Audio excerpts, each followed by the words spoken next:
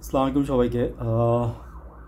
বয়োজ্যেষ্ঠ সাংবাদিক মাসুদ কামাল সাহেব, আমি এইভাবেই ওনাকে বলি যে বয়োজ্যেষ্ঠ সাংবাদিক মাসুদ কামাল সাহেব। তো বয়োজ্যেষ্ঠ কথাটা ওনার জন্য প্রযোজ্য। বয়স হয়ে গেছে তো তো সম্মান নিয়ে বলতেছি আপনাকে যে আপনার বয়স হয়ে গেছে। আমার মনে হয় আপনি একটু কথা একটু সুন্দর করে বললে মনে আরও ভালো লাগতো আমাদের। হ্যাঁ, তো আসলে আপনি তো তরুণ প্রজন্মকে পছন্দ করেন না। তো এটা আপনি সব জায়গাতে অনেক জায়গাতে এটা আপনি প্রুভ করছেন যে আপনার কাছে ইয়ং জেনারেশন ভালো লাগে না। আসলে আপনার কেউ আমাদের ভালো লাগে না, বুঝছেন? সরাসরি বললাম, কারণ এখন সরাসরি বলার এই দিন আসছে। তো সাংবাদিক মাসুদ কামাল সাহেব বলতেছিল আজকে যে পিনাকি ভট্টাচার্য রয়ের এজেন্ট। হুম।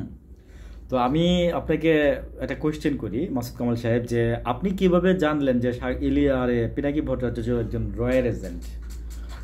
শুনেন, উনি বাংলাদেশের জনগণের জন্য বা উনি বাংলাদেশের নাগরিক হয়ে উনি বাংলাদেশের জন্য যা করছে, আপনি সসম্মানে বলতেছি আপনি তার ছিটাফোটাও করতে পারেন নাই।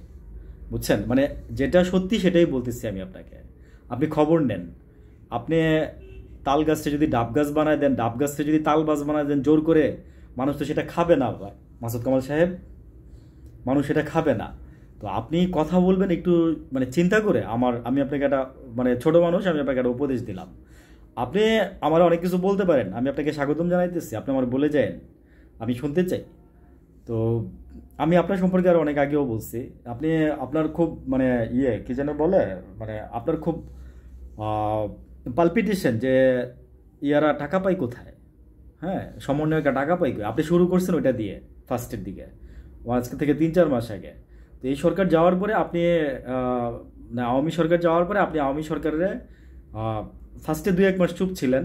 আমি আপনার সারা সামারিটা বলে যাই, গত 7 মাসে আপনি, এর আগে আপনি আওয়ামী লীগ সরকারের বিরুদ্ধে বলছেন। বিরুদ্ধে বলছেন কিছুটা, মানে কিছুটা এনআই বিনয় পক্ষে ছিলেন, বিরুদ্ধে ছিলেন, হোয়াট এভার, মানে এগুলো মানুষের মন পাওয়ার জন্য বলছিলেন, বা মানুষের অনুরাগ বিরাগ ভালোবাসা এগুলো পাওয়ার জন্য বলছিলেন। কিন্তু এখন আপনি যেগুলো বলতেছেন আবার, মানে আপনারা কি সবসময় যারা একটু ফেমাস তারা কি সবসময় সমালোচনার তুঙ্গে থাকতে চান? আমি কোশ্চেন করতেছি আপনাকে, যে আপনারা যারা একটু মানে সমালোচনার তুঙ্গে থাকতে চান, যারা আপনারা একটু পাবলিশড, আমি বুঝি না আসলে আপনারা কি চান। মানে আপনাদের মেন্টালিটিতে কি, মানে আপনাদের মেন্টালিটিতে মানসিকতায় কি ঘুরে? কিন্তু কথা হচ্ছে কি জানেন, আপনাদের মানসিকতায় যাই ঘুরে সেটা যদি আপনি 4 দেয়ালের মধ্যে সীমাবদ্ধ রাখতেন আপনার, তাহলে আমার কোনো কথা বলার দরকার ছিল না এখানে। কিন্তু আপনি কথা বলেন, দেশের মানুষের ক্ষতি হয়। দেশের মানুষের ক্ষতি, আপনাদের সত্যি মনে করেন যে কিছুই জানেন না বালকেরা, হয় বলবো জানেন না, আর বলবো যে আপনি সত্যি বলতে ভয় পান। বুঝছেন? আর নাহলে আমি বলবো যে আপনি যে এই যে আমি যদি এখন বলি যে আপনি রয়ের এজেন্ট, হ্যাঁ মাসুদ কামাল সাহেব, আপনি প্রমাণ দিতে পারবেন? আপনি যদি আমারে বলেন যে প্রমাণ দিতে, আমি তো প্রমাণ দিতে পারবো না।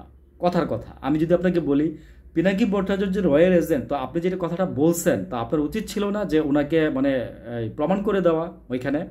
কারণ আপনি একজন সাংবাদিক, আপনি একজন বয়োজ্যেষ্ঠ সাংবাদিক, ঠিক আছে? আপনার সাংবাদিকতা আপনার অনেক দিনের আছে, অভিজ্ঞতা আছে। তো আপনি এই ধরনের কথা কেন বলবেন? দায়িত্বহীন কথা কেন বলবেন? উনি আপনাকে অনেক কিছু বলতেই পারে, কথার কথা আপনিও বলেন, কিন্তু আপনি এমন একটা কথা বলবেন যেটা দিয়ে নাকি মনে করেন যে একদম মানে করে দিবেন সব কিছু। মানে এটা তো আসলে কি বলবো, যে বুদ্ধিমান লোকের কাজ না ভাই। মানে আপনার আমি ভাই বলতেছি, আপনি আমার আঙ্কেল হবেন, তারপর আমি আপনাকে ভাইই বলতেছি। তো আসলে কি মাসুদ কামাল সাহেব, যে খুব কষ্ট লাগে কি কখন জানেন, যে আপনাদের মতো, আমি বলি যে আপনাদের মতো যারা আছেন সাংবাদিক, যারা সুশীল আছেন না, তারা আসলে মূলত দেশের মানে ভালো কিছু হইতে গেলে আপনারা মনে করেন যে ওইটার পিছনে এমন একটা কথা বলবেন যেটা নাকি মনে করেন যে আপনি আরো অনেক সমালোচনার তুঙ্গে আছেন। আপনি এখন বর্তমানে বাংলাদেশে, বুঝছেন? আপনি সমালোচনার তুঙ্গে আছেন, তারপরে আরো সমালোচনার সৃষ্টি করছেন। আপনি বলতেছেন যে পিনাকি সাহেব মানে রয়ের এজেন্ট, ঠিক আছে? শুনেন, 10 বার যাচাই করা হয়েছে পিনাকি সাহেবকে, বুঝছেন? 100 বার যাচাই করা হয়েছে পিনাকি সাহেবকে। আপনি যদি প্রমাণ করে দিতে পারেন না, আমি আপনাকে চ্যালেঞ্জ দিলাম, যান মাসুদ কামাল সাহেব, আমি আপনাকে চ্যালেঞ্জ দিলাম। আপনি তো সাংবাদিকতা করেন, আপনার কাছে তথ্যপাত্র বেশি আছে, আমার কাছে নয় অল্পই আছে।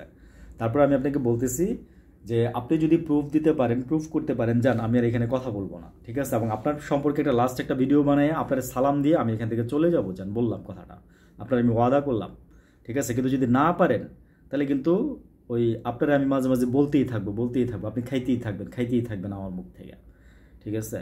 কারণ ওই যে আমারও ওই যে আপনি বলতেছেন পিনাকি দ্বারে যে মুক্ত অশ্রাব্য ভাষা শুনলে মনে করেন যে অজু নষ্ট হয়ে যায়।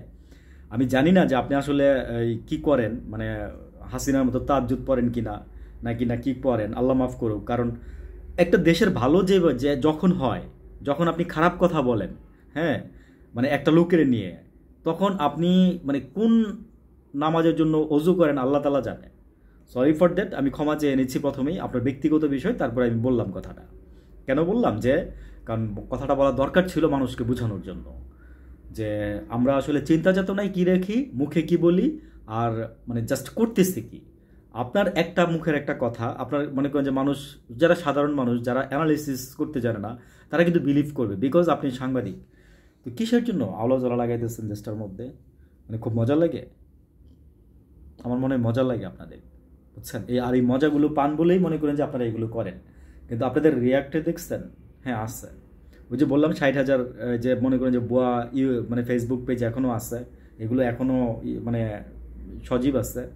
তো ওইগুলো থেকে আপনি হা হা হা রিয়াক্ট পাইতেছেন, হ্যাঁ, মনে করেন যে হাততালি পাইতেছেন, আর এই মনে করেন যে ইচ্ছা মতো আপনি ভিডিও বানাই যেতেছেন। এখানে কত পার্সেন্ট? খুবই সামান্য। মাসুদ কামাল সাহেব, আপনি বোঝার ট্রাই করেন, ঠিক আছে? মানুষের ভালোবাসা অর্জন করেন, বয়স হচ্ছে তো মানুষের ভালোবাসাটা অর্জন করেন, আর দুনিয়াতে পরকালে কি নিয়ে যাবেন সেটা চিন্তা করেন, ঠিক আছে? বয়স হচ্ছে, জাস্ট এইটাই বললাম, ওই চিন্তাটা করেন। শ্রদ্ধা নিয়ে বললাম, সম্মান নিয়ে বললাম। যদি আমার সম্পর্কে বলতে চান বলে যান 2 কথা, আমি শুনতে রাজি আছি, এবং আপনি বলার পরে আমি আবার আপনারে বলবো, ঠিক আছে? আপনি কোন ধরনের মানুষ এটা বাংলাদেশের মানুষ সবাই জানে।